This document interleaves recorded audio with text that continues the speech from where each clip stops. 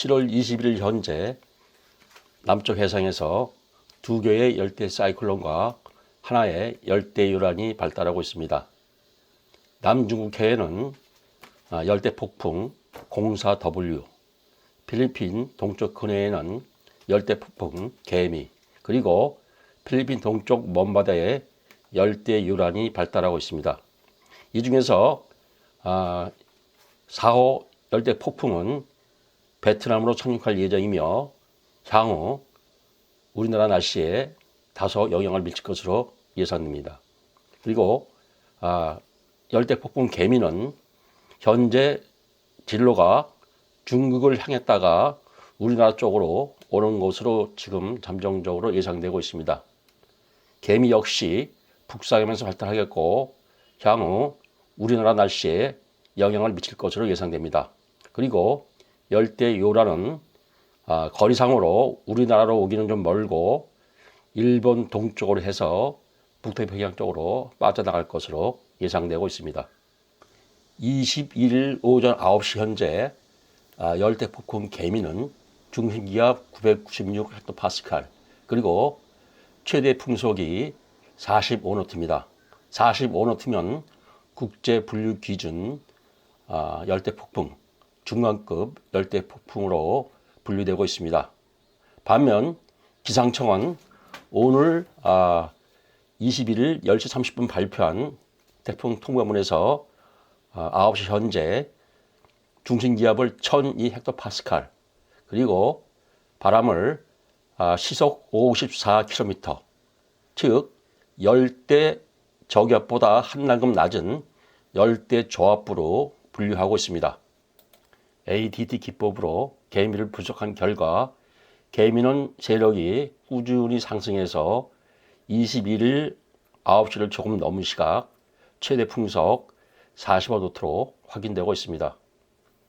오늘 오전 9시 500헥토파스칼 고도의 상황을 보면 동쪽에서 북쪽을 지나 습한 바람이 반시계 방향으로 중심을 향해서 유입되고 있습니다. 습한 기류가 유입되는 경로를 따라서 비구름이 폭발적으로 발달하고 있고 중심에서 대단히 높은 비구름이 발달한 상태입니다. 반면 남쪽에서 오른쪽으로 이렇게 건조한 공기가 유입되고 있는데 이 지역을 따라서 구름층의 발달이 아주 미약합니다. 전체적으로 개미는 원형으로 콤팩트한 형태를 취하고 있으며 중심을 도는 강한 바람은 개미가 세력이 발달 중에 있다는 것을 시사하고 있습니다. 현재 개미가 위치한 필리핀 동쪽 해상과 향후 지나갈 것으로 예상되는 그 수역의 해수면 온도가 섭씨 31도입니다. 따라서 해수면 온도는 세력 발달에 유리하게 작용합니다. 개미 주변의 고층 바람 상황입니다. 100에서 250헥토파스칼, 즉 대륙권 고층과 성층권 하부에서 개미를 중심으로 해서 기류가 활발하게 빠져나가고 있습니다. 고층 발산은 저층 수렴, 저층에서 모여든 공기가 다시 상승하면서 활발한 대륙 활동으로 폭우구름이 형성되고 있습니다. 현재 개미가 위치한 지역과 앞으로 이동할 지역의 수직 윈드 시어가 15에서 20노트입니다. 따라서 높은 해수면 온도, 원활한 고층 발산과 저층 수렴, 그리고 약한 수직 윈드 시어를 감안할 때 주변 환경은 세력 발달에 유리합니다. ECMWF AI 모델이 제공하는 21일 15시 일기도입니다. 북태평양 고기압이 중국으로 확장하고 있고 개미는 고기압 가장자리를 따라서 북서진할 것으로 예상됩니다. 같은 시각 500헥토파스칼 일기도입니다.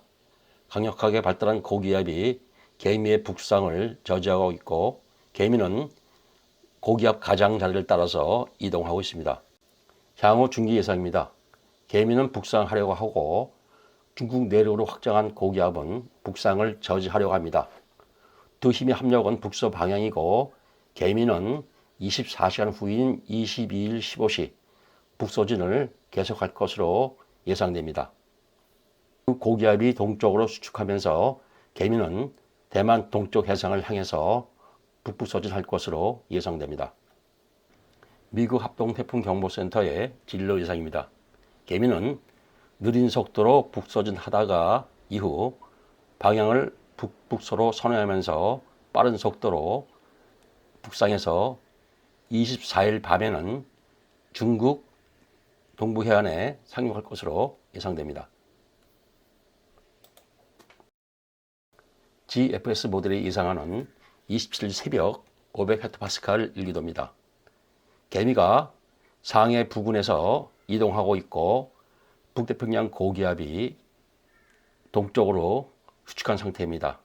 따라서 개미는 고기압 가장자리를 따라서 북상을 계속할 것으로 예상됩니다. GFS는 개미가 중국 동부를 따라서 북상한 후 방향을 북동쪽으로 틀어서 신의주로 향할 것으로 예상합니다. 반면 캐나다 모델은 개미가 중국 상해 부근 동쪽 해상을 지나서 서해 중부를 지나 해주 부근으로 상륙할 것으로 예상합니다. 이러한 예상의 근거는 향후 북태평양 고기압의 발달 및 확장 정도입니다.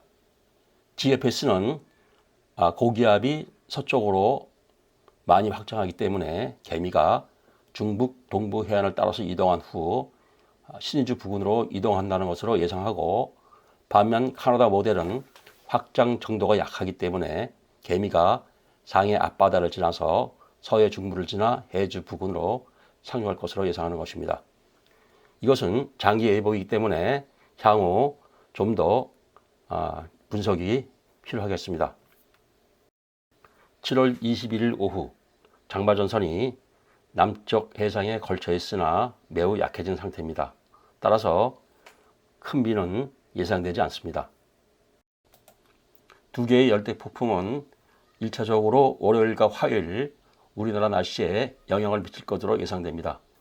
21일 18시 현재 한반도는 대부분 지역이 건조한 공기로 덮여 있고 남쪽 해상에 약하게 습한 기류가 지나고 있습니다.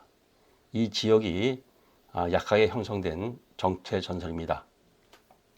22일 12시 고기압이 좀 더 확장하면서 정체전선이 북상하고 4호 열대폭풍과 5호 개미에서 습한 공기가 한반도로 유입됩니다. 내주 월요일과 화요일 예상되는 총 강수량입니다. ECMWF와 GFS 모두 폭우대가 북한을 중심으로 형성될 것으로 예상합니다. 그리고 우리나라는 북쪽으로 갈수록 강수량이 많고 남쪽으로 갈수록 강수량이 적은 것으로 예상됩니다. 이러한 예상 역시 북태평양 고기압의 확장 정도에 기반한 것입니다. 따라서 고기압의 확장 정도에 따라서 강수구역이 북쪽 또는 남쪽으로 다소 치우칠 수 있습니다.